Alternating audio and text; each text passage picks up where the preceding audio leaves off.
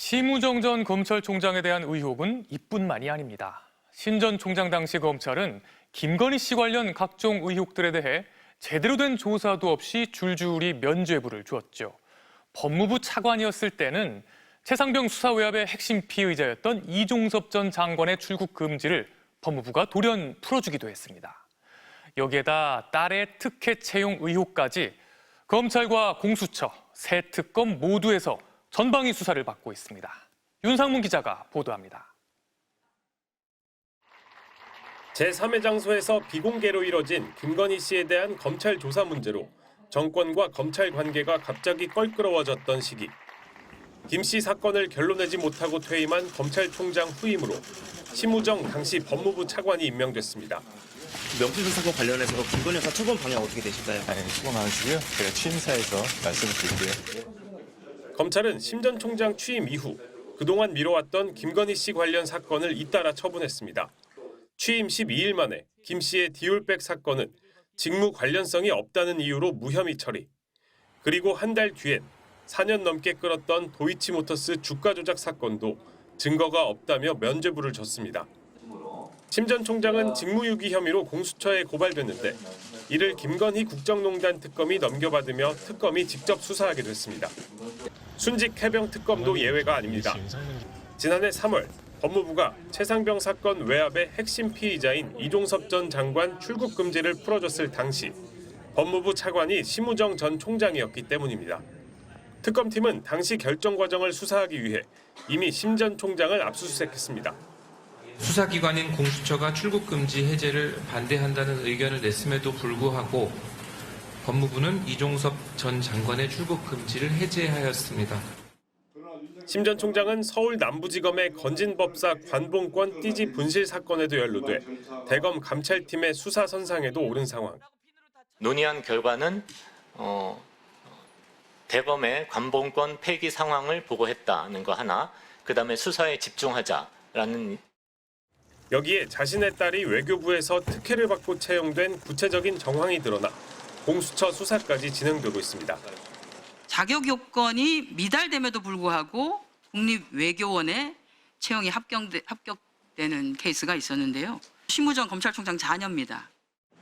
윤석열 정권 시절 논란의 결정을 내렸던 심우정 전 검찰총장.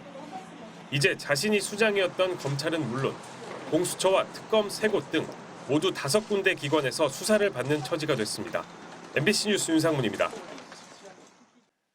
지난해 윤석열 전 대통령이 갑자기 예정에 없던 브리핑에 나서서 동해에 대규모 유전이 있다고 깜짝 발표했던 대왕고래 프로젝트 기억하시죠? 이후 사업성이 크게 부풀려졌다는 의혹이 잇따랐지만 정부는 석유와 가스를 시추하겠다며 1,200억 원의 예산을 썼는데요. 결국 모든 게 허상이었던 것으로 최종 결론이 났습니다. 시추 결과 가스가 차지하는 비율이 6%에 불과해서 사실상 그냥 물만 차 있는 거나 마찬가지였습니다. 이상민 기자가 보도합니다. 동해 대왕고래 구조의 시추 결과입니다. 가스 포화도가 6.3%에 불과한 것으로 분석됐습니다.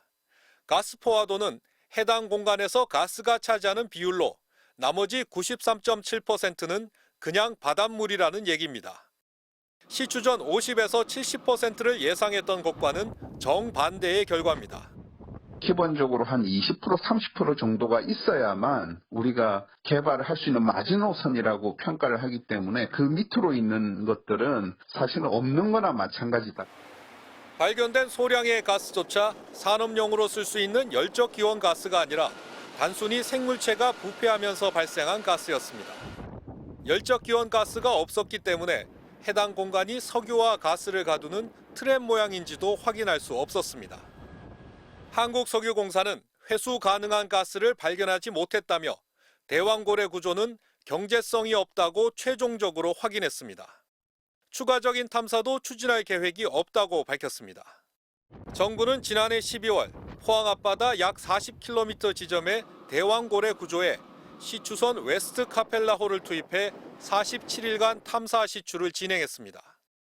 이 과정에서 쓰인 예산은 1,236억 원이었습니다. 한편 석유공사는 대왕고래를 제외한 다른 유망 구조에 대한 투자 입찰에는 2개 이상의 해외 업체가 참여했다고 밝혔습니다. 예산이 전액 삭감된 동해 심해 가스전 개발 사업이 일단 중단 위기는 벗어난 겁니다. 석유공사는 제안서를 검토해 우선 협상 대상자를 선정할 예정입니다. MBC 뉴스 이상민입니다. 이재명 대통령이 최대 다자 외교 무대인 UN 총회에 참석하기 위해 내일 출국합니다.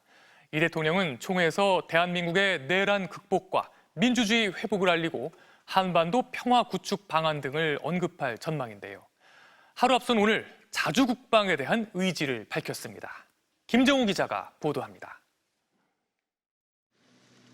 취임 직후 주요 7개국 정상회의로 다자외교 첫 발을 내딛었던 이재명 대통령이 최고 다자회의 무대인 UN 총회에 나섭니다.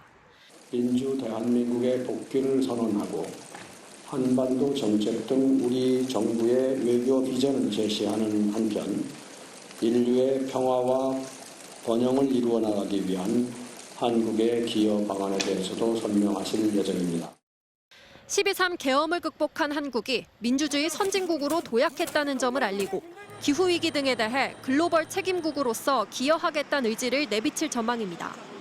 특히 한반도 평화에 대해 미국을 중심으로 페이스메이커 역할을 하겠다고 밝힌 만큼 한반도 비핵화를 위한 단계적 해법, 북한과의 대화 노력 등을 언급할 걸로 보입니다.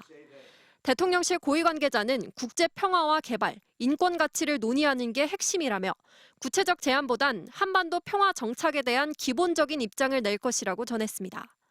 북한도 7년 만에 고위급 대표단을 파견하지만 대화는 어려울 거란 전망이 우세합니다. 대한민국 대통령으로서는 처음으로 UN 안보리 공개 토의를 주재하는 한편 현지 한국경제설명회 투자 서밋에 참여하는 등 경제 행보로 국익 중심의 실용 외교도 펴겠다는 계획입니다. 출국 하루 전에는 자주국방을 강조했습니다. 이 대통령은 장병 병력 수에 의존하는 과거형 군대가 아닌 스마트 정예 강군으로 재편해야 한다며 중요한 건 군사력과 국방력, 국력을 가지고도 외국 군대가 없으면 자주국방이 불가능한 것처럼 생각하는 일각의 굴종적 사고라고 지적했습니다. 주한미군 역할 조정 등 한미동맹 현대화에 대한 우려를 겨냥한 거란 해석도 나왔는데 대통령실은 군 정예화에 대한 정부의 방향성, 자주국방 중요성을 강조한 것이라고 선을 그었습니다. 유엔을 통한 한미 정상회담은 계획에 없는 만큼 총회에서 동맹 현대화나 교착 상태인 관세 협상 등에 대한 논의가 이루어지긴 힘들 걸로 보입니다. MBC 뉴스 김정우입니다. 이달 초 경기도 파주의 육군 포병부대에서 훈련용 모이탄이 폭발해 장병 10명이 부상을 당했는데 폭발한 모이탄은 저장 수명을 7년이나 초과한 상태였습니다. 이렇게 저장 수명을 크게 넘긴 노후 모이탄이 육군에만 20만 발이 더 있는 것으로 확인됐습니다. 군 내부에서도 일찌감치 위험성에 대한 경고가 나왔지만 후속 조치는 이루어지지 않았습니다. 손하늘 기자가 단독 취재했습니다. K9 자주포 포신에 장착해 폭발음과 연기를 내는 훈련용 모이탄입니다. 실제 포사격에 비해 비용도 적게 들고 소음 민원도 줄일 수 있어 2015년을 전후로 전국 포병부대에 급속도로 보급됐습니다.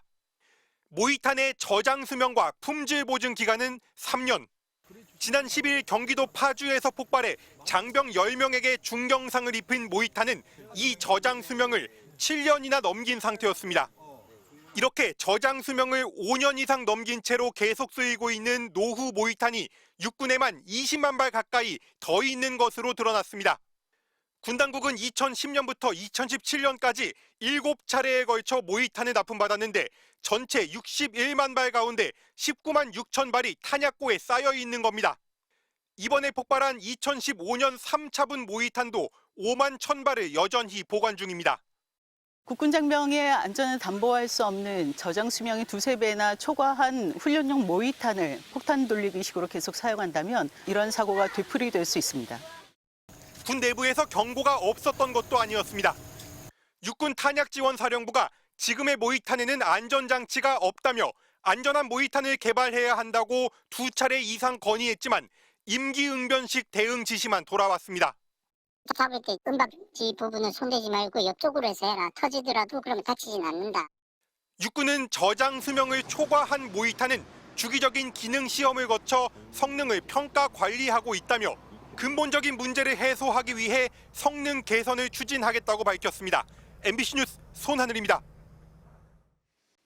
임기가 얼마 남지 않은 지역의회 의원들이 해외 연수를 잇따라 떠나고 있습니다. 대부분 관광 일정인데다 공무원까지 대동해 세금 낭비라는 비판이 큰데요. 공항에서 얼굴까지 가리고 시민단체와 숨바꼭질까지 하며 출국을 강행하는 의원들의 모습 함께 보시죠. 서윤식 기자의 단독 보도입니다. 주말 아침 김해공항. 시민단체 회원들이 경남 고성군 의회 의원들을 기다리고 있습니다. 5박 6일간 타이완과 홍콩, 마카오를 방문하는 사실상 외유성 연수를 저지하기 위해서입니다. 하지만 의원들은 이미 출국장 앞을 피해 공항에 들어온 상황. 시민단체와 군의원 간 숨바꼭질이 시작됐습니다. 곧 공항 안에서 선글라스와 마스크로 얼굴을 가린 한 남성이 포착됩니다. 고성군 의원입니다. 정정당당하게 나가야지. 숨어서 또 게이트에 도망을 치고 그래. 이리 와요. 가지 말고. 한참을 찾아 맞닥뜨린 군의회 의장. 카메라를 보더니 아예 돌아서 버립니다. 외유성 연수라는 지적에 대해서는 어떻게 생각하십니까? 잘 다녀오도록 하겠습니다. 죄송합니다. 일정표엔 타이베이의 홍마오청, 마카오의 성바울 성당, 홍콩 빅토리아 파크 등 관광 일정이 수두룩합니다. 일정표 상으로 보게 되면 관광지 일정이 꽤 많더라고요. 그런 관점에마다 다 틀린다고 생각하고 있고 배우고 오는 것이 우리 군 발전을 위해서. 군의원이 10명인데 이를 보좌하는 공무원도 6명이나 따라갑니다. 공무원이 6명이 따라붙습니다. 의원님 10분하고 너무 과하다는 생각은 드시지 않습니까? 규정에 따라서 처리를 했겠죠, 사무과에서. 저희들이 그런 부분까지는 잘 모르겠습니다. 비용은 3,800여만 원, 1인당 230만 원 이상으로 전액 세금입니다. 외유성 비판에 군의회는 정면 돌파를 선택했습니다. 경찰 부르라, 경찰. 눈물이 나네. 이제 경찰 부르라 소리 어디서 나올 소리고 지금. 건너 보내도 뭐 할 건데. 임기를 9개월 남기고 세금으로 졸업 비행을 가느냐는 비판에도 군의원들은 결국 타이완행 비행기에 몸을 실었습니다. MBC 뉴스 서윤식입니다.